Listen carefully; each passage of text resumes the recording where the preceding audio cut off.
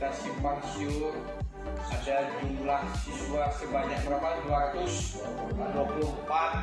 sama sekali gagal dan tidak bisa masuk lagi ke perguruan tinggi negeri.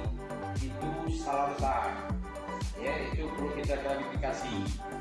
Tapi yang namanya human error, kelalaian atau kesalahan yang ada di sekolah itu memang ada.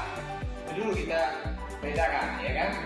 Nah, human error yang dimaksud kesalahan di mana operator yang ada di SMA Negeri 18 Palembang terlihat tidak menjalankan tugas pokok dan fungsi sebagaimana mestinya.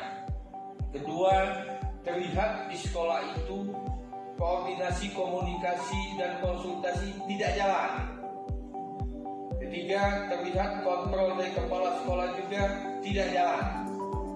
Maka mengakibatkan khususnya untuk jalur undangan yang disebut dengan SNMPTN, Seleksi Nasional Masuk Perguruan Tinggi Negeri, melalui undangan yang tentunya setiap sekolah diminta 40% dari jumlah siswa sesuai peringkat kan? Sesuai peringkat, dan mungkin nanti itu bisa masuk 20% tergantung dari peringkat yang ditentukan oleh pusat. Khususnya SMA Negeri 18 Palembang pupus. Dapat dikatakan satu pun tidak mungkin ada yang masuk melalui jalur undangan.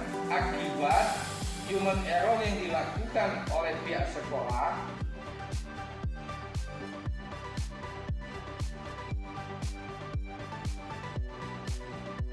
kami dari Dinas Pendidikan Provinsi Sumatera Selatan, baik melalui Kepala Bidang SMA, di samping saya ada Pak Boni, lalu melalui MKKS SMA, yaitu Pak Moses, tidak pernah henti-hentinya selalu mengingatkan kepada semua sekolah, baik share melalui A ke grup maupun share melalui A langsung japri ke sekolah-sekolah yang dicurigai belum selesai update atau permanen data.